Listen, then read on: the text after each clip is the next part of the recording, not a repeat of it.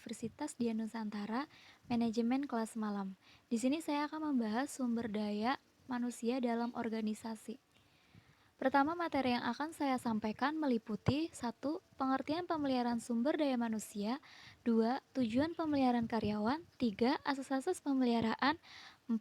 Metode-metode pemeliharaan sumber daya manusia, 5. Kepuasan kinerja dan keselamatan kerja, 6. Hubungan industrial, dan yang terakhir, serikat pekerja. Pengertian pemeliharaan sumber daya manusia menurut Hasibuan. Pemeliharaan adalah usaha mempertahankan atau meningkatkan kondisi fisik atau mental karyawan agar mereka tetap loyal dan bekerja produktif untuk menunjang tercapainya tujuan perusahaan. Manusia merupakan unsur penting dalam proses-proses organisasi ataupun kerja. Tujuan pemeliharaan karyawan. Yang pertama, untuk meningkatkan produktivitas kerja karyawan. Yang kedua, meningkatkan disiplin dan menurunkan absensi karyawan. Dan yang ketiga, meningkatkan loyalitas dan menurunkan turnover karyawan. Yang keempat, memberi ketenangan, keamanan, dan kesehatan karyawan. Kelima, meningkatkan kesejahteraan karyawan dan keluarganya. Keenam, memperbaiki kondisi fisik, mental, dan sikap karyawan. Dan yang terakhir, mengurangi konflik serta menciptakan suasana yang harmonis. Asas-asas pemeliharaan.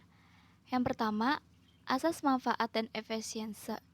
Pemeliharaan ini hendaknya meningkatkan prestasi kerja, keamanan, kesehatan, dan loyalitas karyawan dalam mencapai tujuan.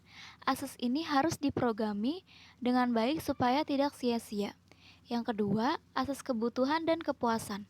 Memenuhi kebutuhan dan kepuasan harus menjadi dasar program pemeliharaan karyawan. Dan yang ketiga, keadilan dan kelayakan.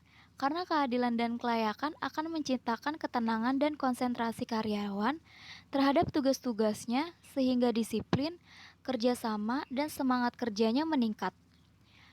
Dan yang keempat, asas peraturan legal. Peraturan-peraturan legal yang bersumber dari undang-undang, Kapres, dan keputusan menteri harus dijadikan asas program pemeliharaan karyawan. Dan yang terakhir, asas kemampuan perusahaan. Kemampuan perusahaan menjadi pedoman dan asas program pemeliharaan kesejahteraan karyawan. Dan metode-metode pemeliharaan sumber daya manusia. Yang pertama, komunikasi. Komunikasi adalah proses pemindahan pengertian dalam bentuk gagasan atau informasi dari seorang ke orang lain. Dalam menyampaikan informasi, komunikasi sangat diperlukan. Komunikasi berfungsi untuk instruktif, informatif, dan evaluatif. Dan yang kedua, insentif. Insentif adalah daya perangsang yang diberikan kepada karyawan tertentu berdasarkan persentase kerjanya agar karyawan terdorong meningkat produktivitas kerjanya. Jenis-jenis insentif terbagi atas dua, yaitu insentif positif adalah daya perangsang dengan memberikan hadiah material atau non-material kepada karyawan yang presentasinya kerjanya di atas presentasi standar. Dan yang kedua, insentif negatif adalah daya perangsang dengan memberikan ancaman hukuman kepada karyawan yang presentasi kerjanya di bawah presentasi standar. Selain jenis-jenis insentif, juga memiliki bentuk-bentuk insentif lainnya.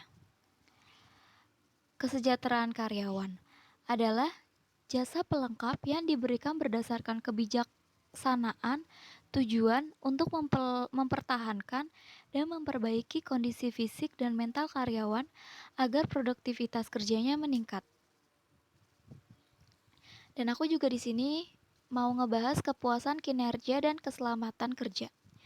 Kepuasan kinerja dan keselamatan kerja sangat penting diperhatikan untuk menjaga keamanan dan kenyamanan kerja karyawan yang menjadi tanggung jawab pemberi kerja. Adapun faktor-faktor yang menyebabkan kecelakaan kerja sebagai berikut. Yang pertama, faktor manusia. Berkaitan dengan tindakan tidak aman karena mengakibatkan peraturan dan ketentuan kerja. Dan yang kedua, faktor lingkungan. Berkaitan dengan peralatan kerja yang memberikan kejadian lebih tinggi frekuensinya dibandingkan dengan faktor manusia. Hubungan industrial.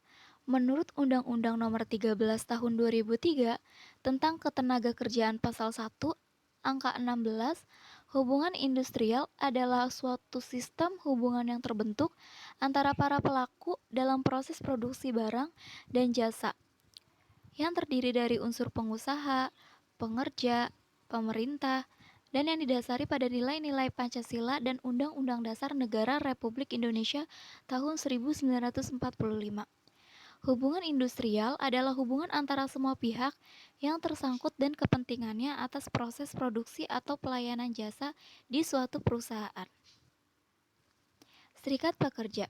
Pengertian dari serikat pekerja yaitu berdasarkan ketentuan umum pasal 1 Undang-Undang Tenaga Kerja tahun 2003 nomor 17, serikat buruh atau serikat pekerja merupakan organisasi yang dibentuk dari oleh untuk pekerja baik perusahaan maupun di luar perusahaan yang bersifatnya bebas, terbuka, mandiri, demokratis, dan bertanggung jawab guna memperjuangkan, membela, serta melindungi hak dan kepentingan pekerja serta meningkatkan kesejahteraan pekerja dan keluarganya.